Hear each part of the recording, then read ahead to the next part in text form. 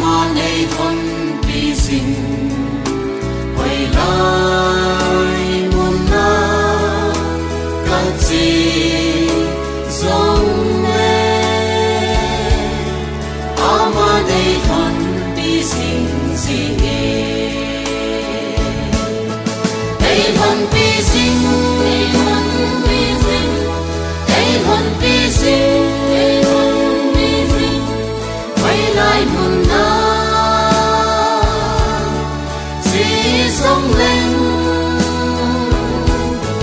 chính hàng lệ phai trong gió xin sống lên mà đây thuần bi sinh xin nghe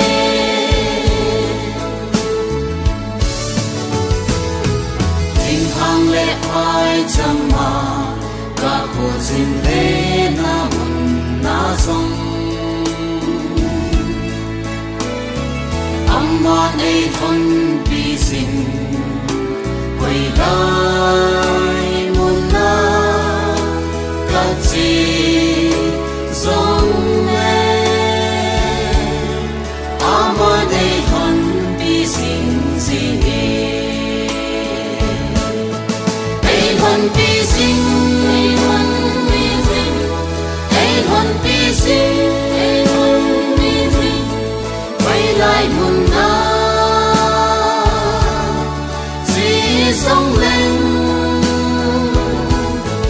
chính hàng lệ phai trong gió xin sống lên mà đây thuần bi sinh xin nghe